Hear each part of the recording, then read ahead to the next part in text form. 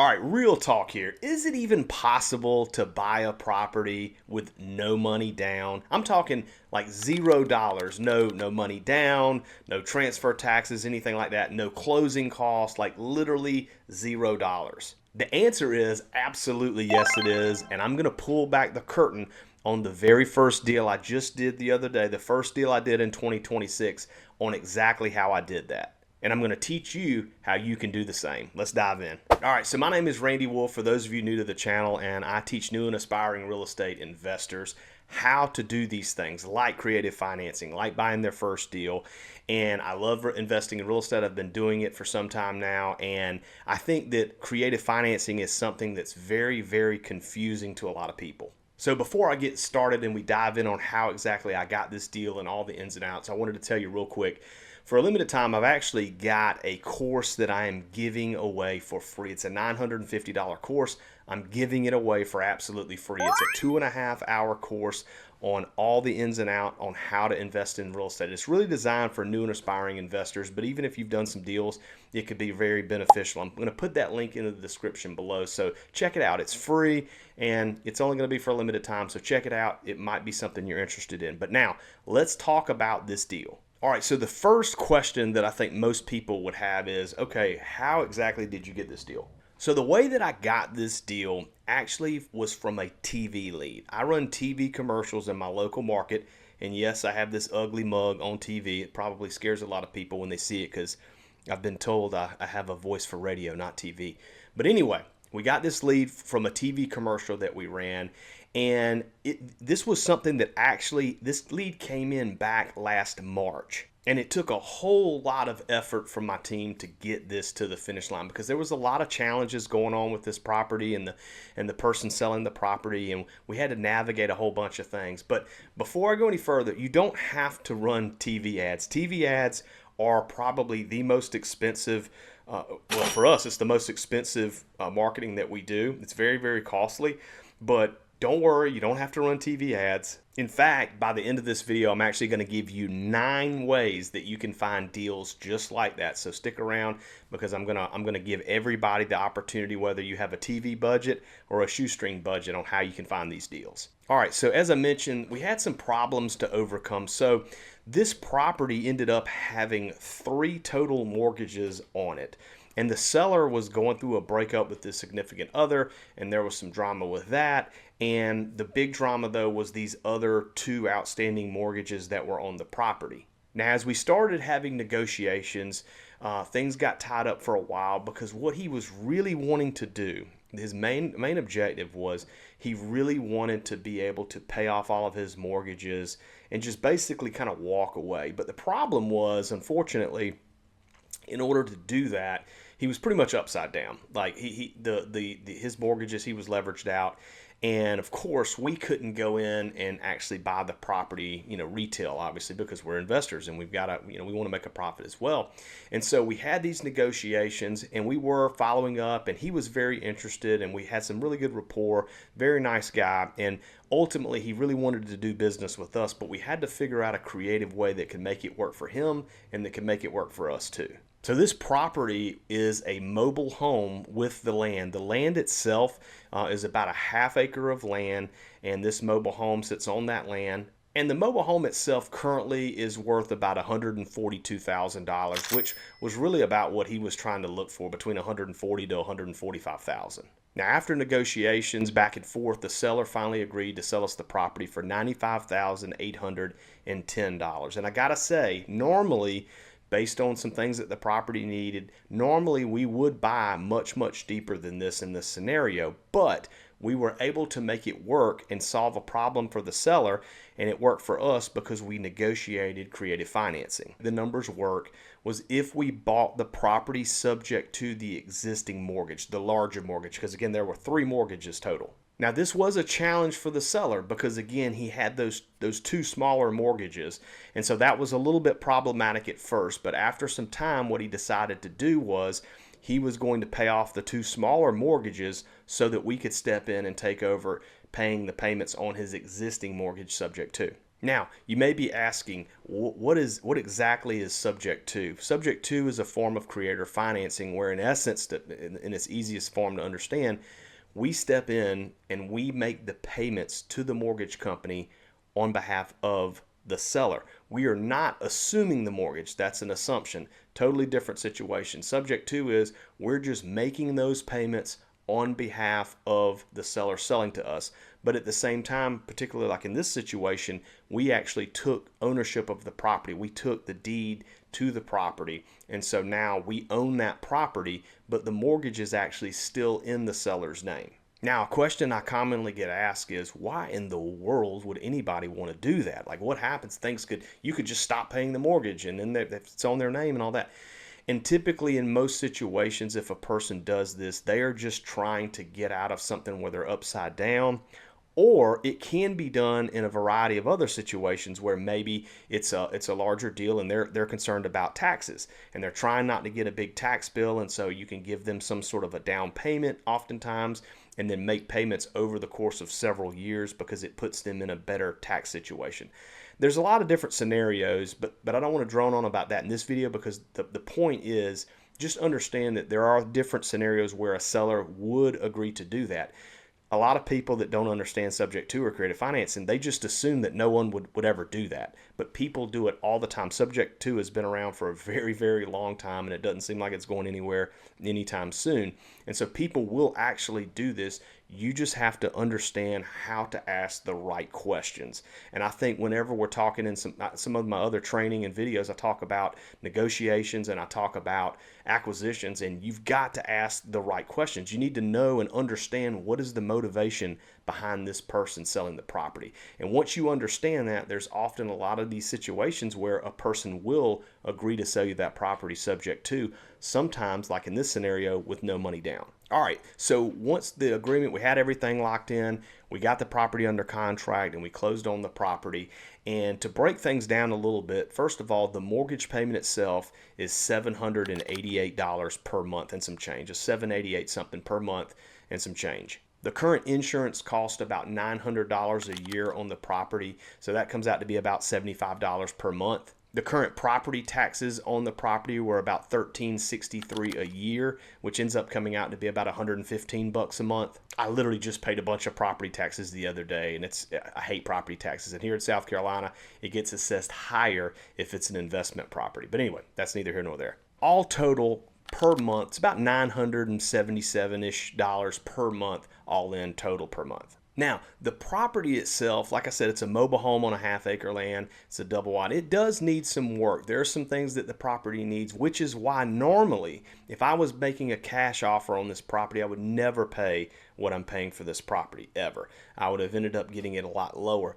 But based on the fact that we negotiated creator financing, whenever you take a property over subject to or negotiate creative financing, it'll give you the opportunity to pay a little more than if you were going to pay cash.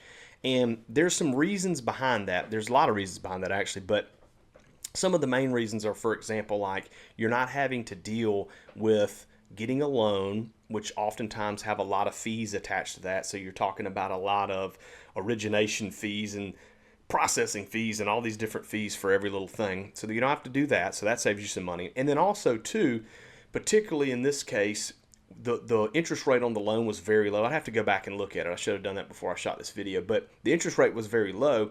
Typically, if you are borrowing hard money or getting private money, the interest rate you're going to pay is a lot higher. So again, you factor in some of these things, and whenever you look at those things, you can actually get into a property with creative finance, and you're able to pay a little bit more money. Now, there's a huge debate on this with a lot of people, and that doesn't mean that you should overpay for properties. It does not mean that at all.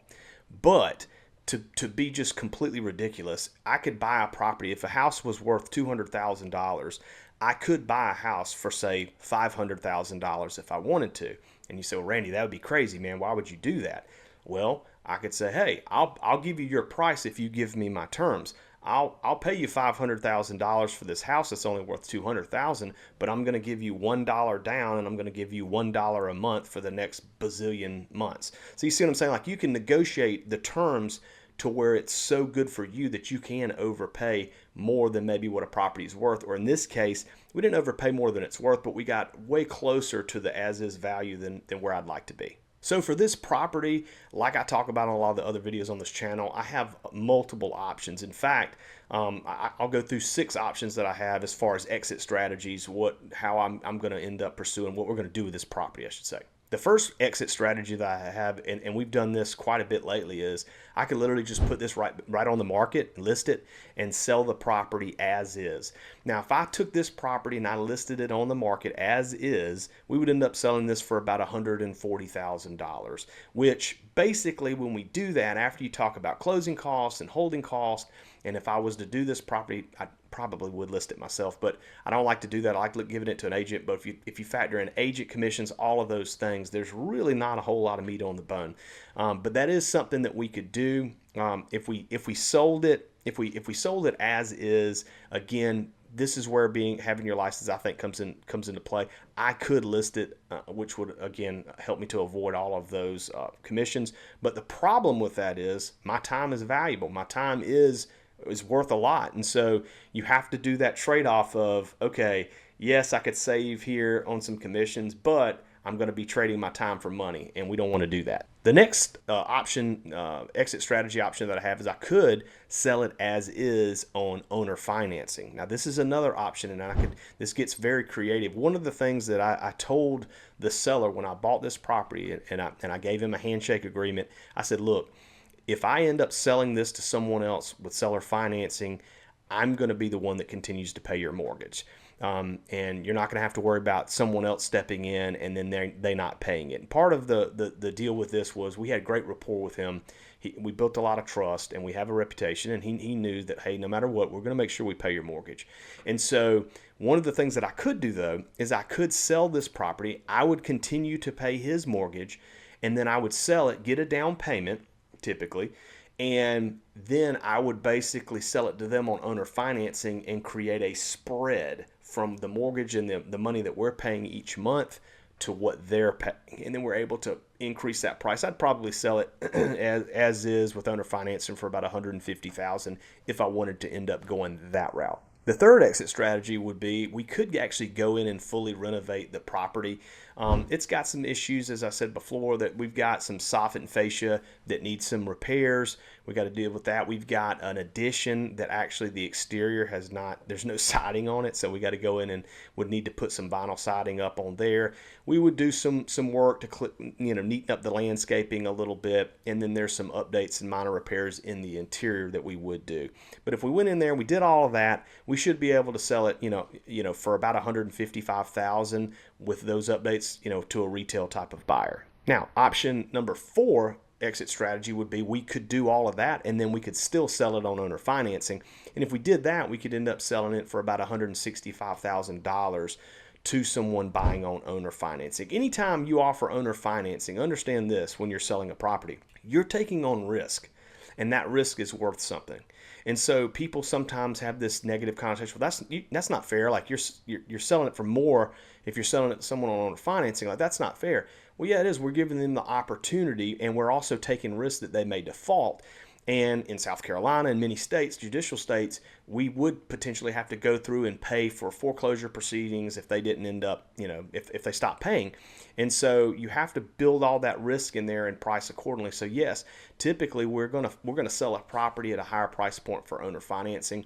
Now, if this was like a short, like a balloon payment where they said, hey, we'll come in and we'll pay it off in a year, or something like that, and they're gonna put a big down payment down, maybe we wouldn't do that. But oftentimes it's going to be a smaller down payment that someone puts down, and then they're going to end up stretching that loan for quite a while. And hopefully, for their sake, hopefully they do at some point refinance so they can get a better interest rate. But again, you just got to price it accordingly. Exit strategy number 5 is we could actually just do a rent-to-own type of the deal. This would be basically what's known as either rent-to-own or lease option type of situation, where a person would rent the property, but we would have an agreed-upon price, and they would have the option to buy that property. Now, this is done in a variety of different ways, and one of the things that you have to be careful about when you're doing this is understand equitable interest. Basically, like for example, in South Carolina, if you do a lease option and someone builds equity and then they stop paying, technically they could say, hey, I've got equitable interest in this, and you could still have to go through that whole foreclosure process, which can be expensive and time consuming. So you got to be aware of that. But typically on a rent to own or a lease option, you have an option contract, and then you have an actual just a lease. And usually you have an agreed upon price that would sell it for. That's their option to buy. And what they do is they put down an option deposit. And if they do decide that they do buy it and they get financing, they would buy it, and that option deposit can go towards their down payment. If they don't, and that the term ends up expiring, you could renew and have them pay another option deposit, or they would just move on and they would not get that option deposit back. So that's kind of how rent to own and lease options work. And finally, the sixth exit strategy that we have was we could just, again, which is probably what we'll do, we'll fix it up and then just do a straight rental option where we rent the property out once we've gone in and made the repairs and updated it and got it rent ready. Now, if we do that, we would end up making around $1,750 to $1,800 per month in that scenario. So those are just a few of our exit strategies. And for new and aspiring investors, it's really important that when you buy a property, you've thought about this and you have multiple exit strategies. For example, what you don't want to do is you don't want to buy a property and you're paying thinking that it's going to be a short-term rental. Like short-term rentals, Airbnbs, all that's been super popular in the last few years, but it's getting more difficult because a lot of municipalities are cracking down on it. So if your strategy is, I'm going to buy this and everything cash flows and it's great as a short-term rental, and then all of a sudden tomorrow that municipality bans short-term rentals, then the question is, can you rent that long-term as a long-term rental or a mid-term and it cash flow? And if the answer is no, okay, well, what about could you sell it for the price that you paid for it and still make money or hopefully at least break even? If the answer is no, you got another So you just got to make sure when you're purchasing properties, you really want to have multiple exit strategies, because if you only have one exit strategy and that doesn't work, you can find yourself in a tough spot. All right, so how exactly can you find deals like this? And some of the ways that you can find deals like this, in fact, many of them are the ways that we teach people how to find deals just in general. These particular deals, you need to really have a good understanding of owner financing. That's really important, and I talked about that early in the video, getting educated and understanding owner financing. But basically, whenever it comes down to it, you can actually, believe it or not, I know there's a lot of people that don't believe this now, you can find these deals on MLS. You can literally go on to Zillow, or you can talk to agents. You can go on to Zillow and you can look to see what properties have been sitting for quite some time. And if they're sitting for quite some time and they're not moving, chances are they're either overpriced, or there's some issues going on with the property, or whatever the scenario, or like obviously market conditions can dictate that too. And so what you could do is, on those properties, if they're listed on the market, you can reach out to the agent and express interest, and then basically talk to that agent and try to figure out if owner financing or creative financing would be something that the seller would be open to. Now, here's what I'm going to warn you of. The initial answer almost always that the agent is going to give you is no. And the reason that is, I'll talk a little bit later in the video, but the reason that is because a lot of the agents don't understand creative financing. It's crazy. But again, there's many, many, many wonderful, outstanding realtors out there. So this is not a blanket statement bashing realtors. I'm not doing that. I mean, I've got a real estate license myself.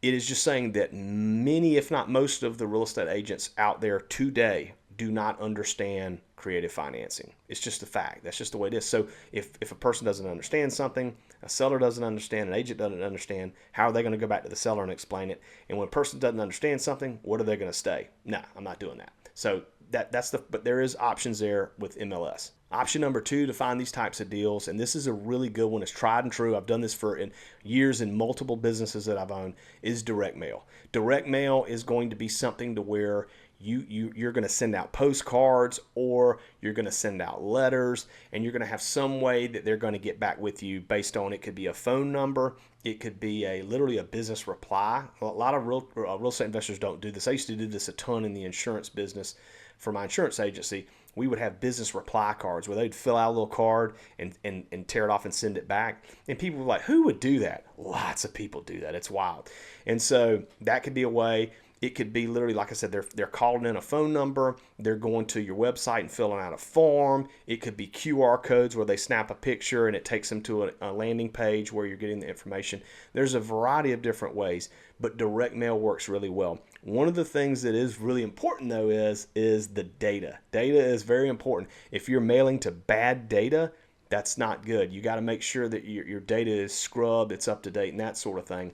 And also, I'll talk here in a minute, one of these ways we're going to talk about in a sec, that where you can actually source, you can edit your list to basically send it to specific people based on criteria, which I'll talk about that in just a sec. Another way that you can do it is cold callers. So cold calling is beginning to get real sticky, and you have to make sure, you got to make sure you're doing this in a compliant way.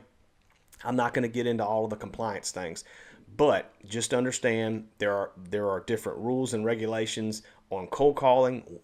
Some areas you cannot do it at all. Like there's also a lot of rules saying that, we're not selling somebody something. So, we're offering to buy their house. So that's different, offer service. So just do your own due diligence on that. But cold calling actually still does work, and you can do the cold calling yourself. There's a lot of dialers out there that basically you plug in the numbers and it'll dial the numbers for you. And then when the people answer, it'll connect you and you have a conversation with them. Or you can hire someone to do the cold calling for you, which, believe me, I would go that route if you can do that, because cold calling is really tough. But in essence, you are generating interest. The initial call is just, hey, would you be interested in selling your property? That's pretty much the extent of it. And almost everyone's going to say no.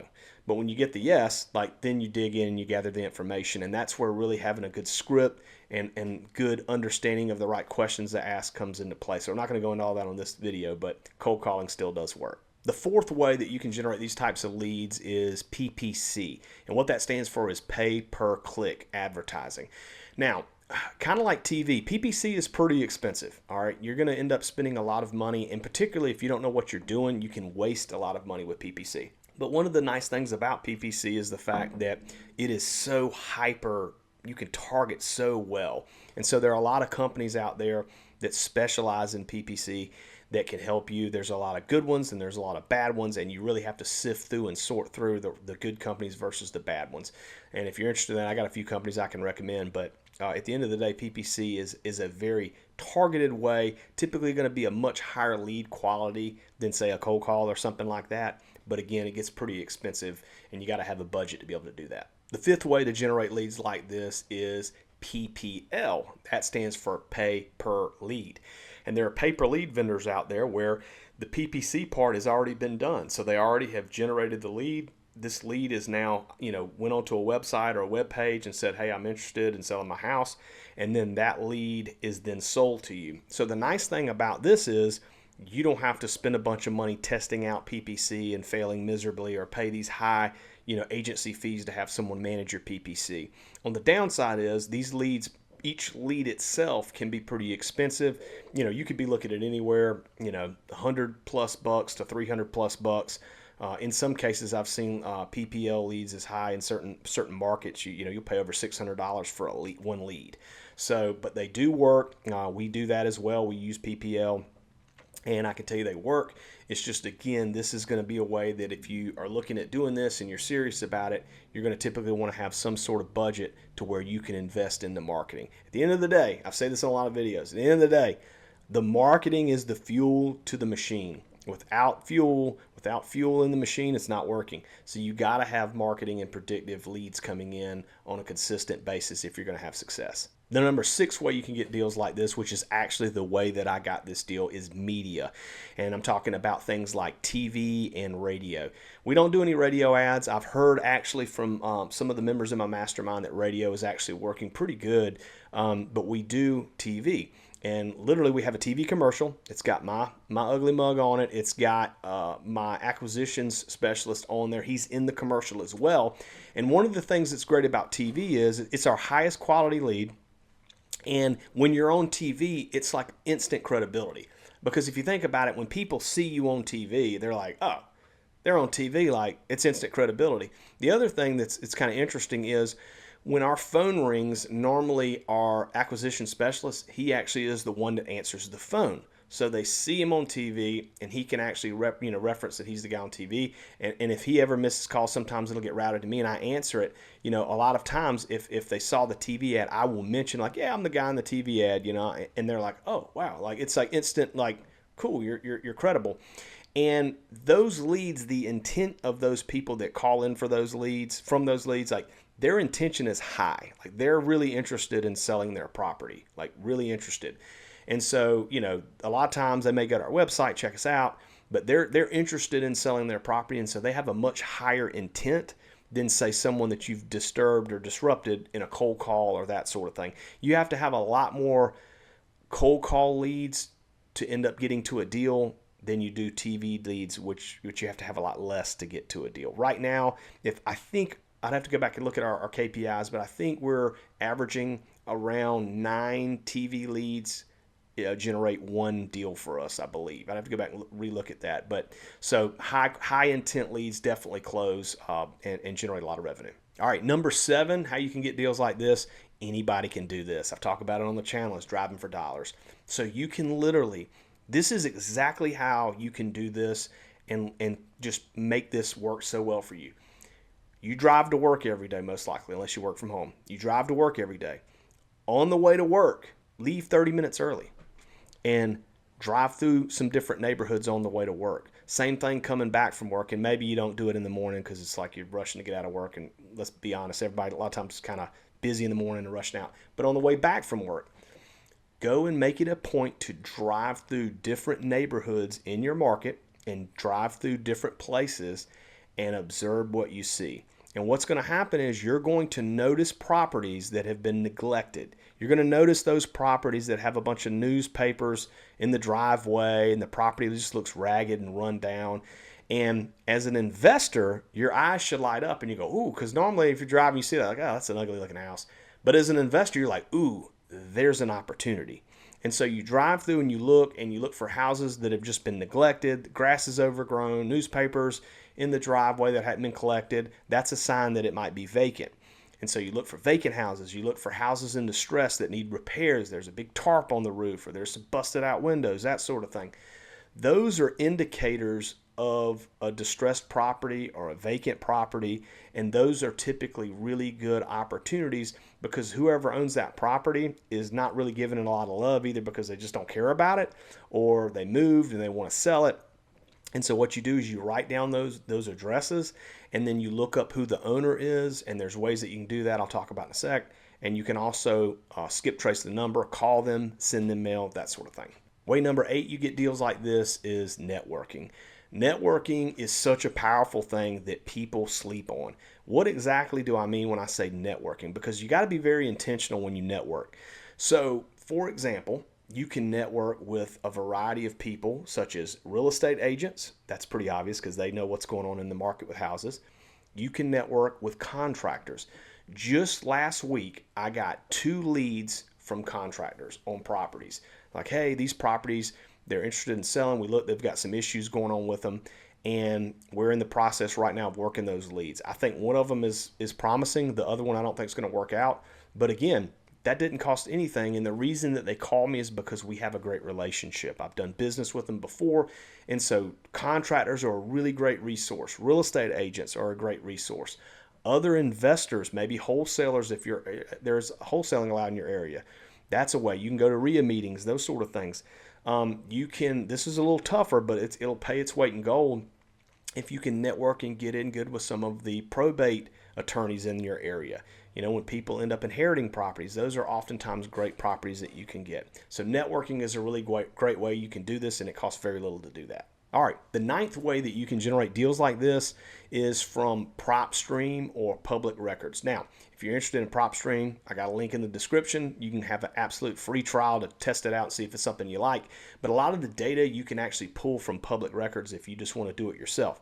Now, this goes kind of back up to the driving for dollars and the cold calling and the mailing and that sort of thing, where this is a place where you can get data where you can find out like, okay, this looks like a distressed property or a vacant property. You can look it up in public record, or you can look it up in PropStream.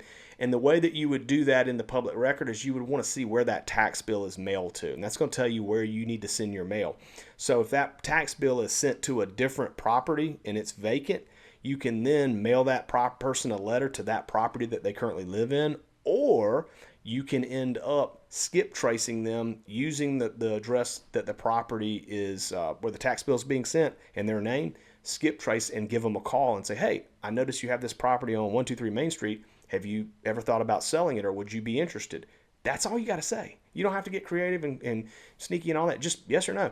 And if they say, yeah, we thought about it, then you go into having a conversation and figuring out whether it's something that could work. And then maybe you have to do some follow-ups, because again, a lot of the gold is in the follow-ups, but that's how that works. But data is really important. Public record, PropStream, there's other data sources out there. You can check them out.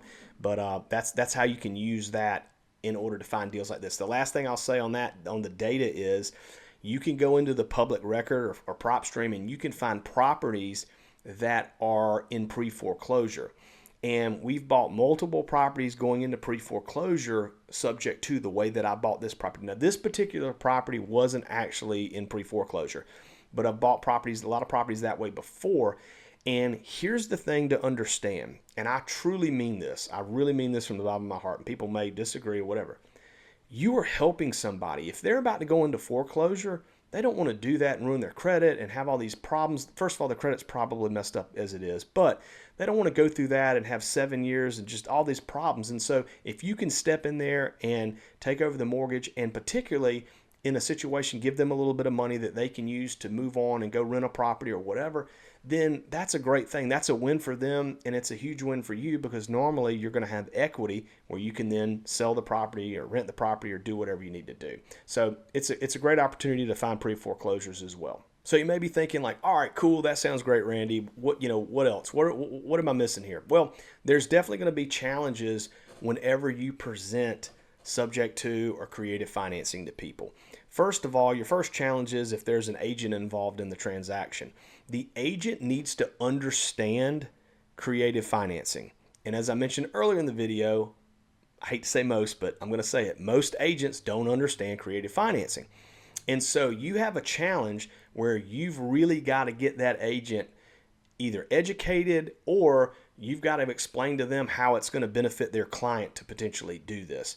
The very first deal I ever bought, I bought for investing purposes. I should say, let me back up. The very first house I ever bought specifically as an investment property, I bought it with creative financing. And the agent told me on the phone, I called the agent up, and her first thing that she said to me was he would never do this. He'd never do this. No, he's not going to do that. And I said, well, okay, but here's what I asked. You can represent me on both sides of the deal. Can I just talk to him? Can we just get on a call together and let me ask and just talk to him? And I'll never forget, she said, let me talk to him first. And I thought, oh boy. And she actually reached out, called him. She called me back, and she said, yeah, he's willing to talk to you. Here's his number. So she let me call him. I called him up. I am not kidding. Within less than 3 minutes, he agreed to the deal.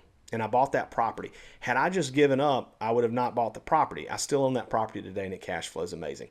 But so you got to understand, the initial reaction from anybody is going to be no if they don't understand. And so you better know exactly how to explain it. And if you're talking to an agent, you need to understand how to explain that it can benefit them.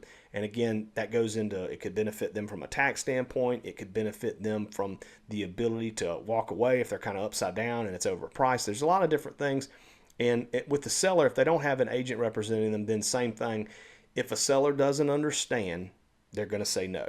Because we as humans, we naturally just say, I don't understand this, so no. I'm not going to do anything, or I'm just going to immediately say no.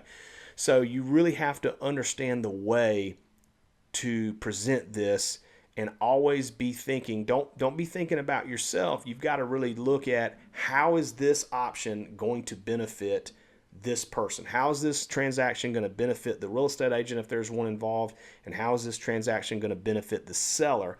And how can I show them that? And if you can do that, you're going to have a dramatically higher chance of closing these types of deals. So there's a few steps that you can start taking today in order to pursue these types of deals. Now, I've already given you 9 different ways that you can get these deals as far as marketing goes. I've given you 9 different ways.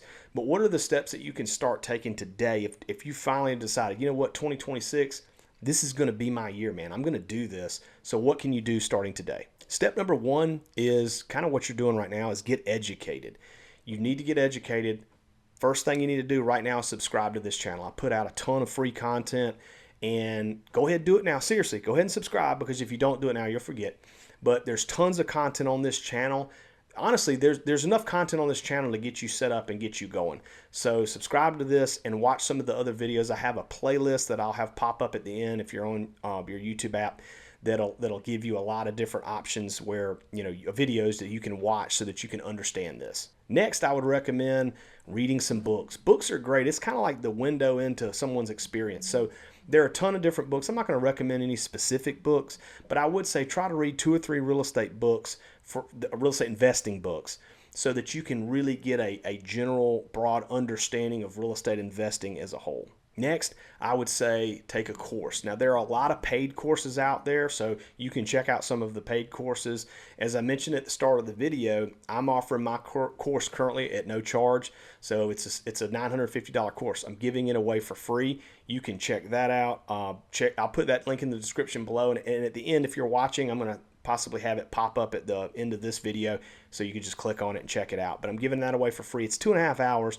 But what I like about courses is, like, you have the ability to sit there, close your door, and just be alone and watch that course and take notes if you're doing it right. And then you can go back and rewatch certain parts that you like. And so definitely consider taking a course. And again, there's paid courses out there, or you can check out my free course. And one of the things last thing I would say regarding that is have weekly action that you take. Like, do every single week, you need to be trying to get a deal. And this is where a lot of people get freaked out, because they're like, I don't know what to do. Like, well, what happens if they say yeah? Well, most people are going to say no, particularly in the beginning, because you're new and you're struggling over your words. But like, every single week, you should be taking action to get you closer to your goal. And if your goal is to do your first deal or your third deal or whatever, then every week you should be taking action to get a deal. And by doing that, you're going to learn. I think one of the challenges that people often have is they get caught up in the learning mode, and they don't get caught up in the doing mode. And so learn and potentially earn while you learn. And so I encourage you each and every week to be taking action, and the action that you can take is just trying to get a deal. And then you get a deal, and if it's your first deal, okay, now what? You're going to take action on, as you're going through the process from start to finish to purchase. If it's fix and flip, if it's wholesaling, all the way to disposition, you're going to be learning. You're going to make some mistakes along the way. That's a part of this business. It's not like school where you get punished for making a mistake. Like, you're going to make some mistakes. You don't want to do anything reckless and like catastrophic that's going to like bankrupt you or anything like that. But again, you're going to be learning while you are in the process of doing and potentially earning. Which leads us into step 2 that you can be taking right now in order to generate these $0 down deals is lead generation. So I won't go back through all the different methods that I just mentioned earlier, but you need to pick 1 or even 2 to 3 lead generation models that you want to pursue and go after it. Now, I will say this, if you do pick something that's in the beginning, if you're on a limited budget, you probably just want to pick 1 model, okay? But you can do certain things that don't cost any money, like driving for dollars, other than, I guess, fuel cost. But if, like, for example, if you were like, I'm going to do direct mail, then I would encourage you, okay, just do direct mail. Don't try to do direct mail and all these different things, because your budget may really limit you. And so you need to have enough. For example, with direct mail, you need to send enough direct mail out in order for the mail to get you a deal. If you really have this really low budget and you're spreading it out over a lot of different methods, then it's going to take you a lot longer to get to that first deal. I hope that makes sense. The third thing you need to do is you need to start networking. It's so simple to reach out to a couple of real estate agents per week, a contractor one per week, going to RIA meetings and meeting other real estate investors in your area. It's so simple to do that. And people just don't do it because they think, nah, this isn't really going to yield me any results. And I'll be honest, if you're not networking intentionally, it won't. When people just kind of meet people and there's, you need to have an intention. It's okay to have an agenda when you're networking. That's what you're trying to build relationships, but you're also trying to move the needle in your business.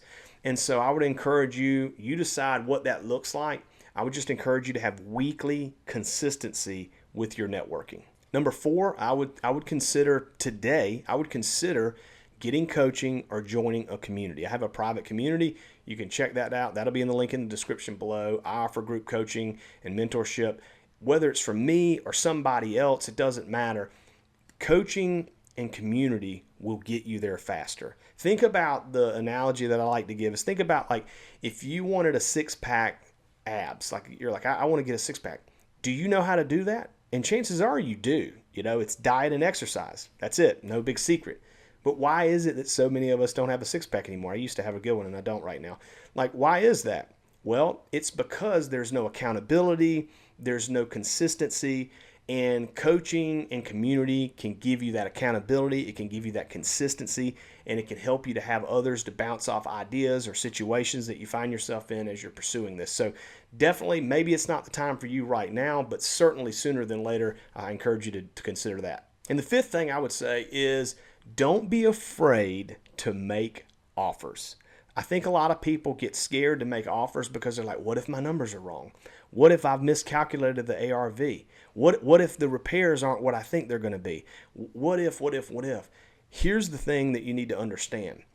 As an investor, particularly if you're making on-market offers, but as an investor, most of your offers, guess what? They're going to get declined anyway. They're not even going to talk to you. It's going to be just declined. So don't be so concerned about having it all figured out. Make offers, make lots of offers. You should have consistent offers going out every single week, and that is going to get you in the arena. You're going to be able to have conversations with sellers. You're going to be able to have conversations with agents, and the agents are going to come out and be like, that offer's way too low. Like they said no. Okay, would they consider creative financing? Would they consider this? Again, most of them are going to say no, but every now and then one will say, well, they would consider that. Now you've got the opportunity to discuss that with the agent, to discuss that with the seller. Does that make you better as an investor? Does that sharpen your axe a little bit and your skill set on talking to sellers and agents? Absolutely. So that's going to get you closer and closer and closer. But you got to make the offers. If you don't make an offer, you're not going to get any deals. Like, I guarantee you, without making offers, you're not going to get deals. Offers are a part of how you get the deals. And so don't be afraid to make a lot of offers. All right, so there you have it. That is how in 2026 you can get a $0 down deal. I've got a couple of videos that if you're on your YouTube app will pop up. One of them is a playlist of videos. One of them is the actual course. So if you're watching this and the course is still up, jump on the course. I definitely encourage you to check this course out. It's 2.5 hours long. It's going to give you all the information you need to be successful as a real estate investor. And check out some of my other free goodies. I'll put those links in the description below. But as always, thank you so much for watching today. I will see you on the next video.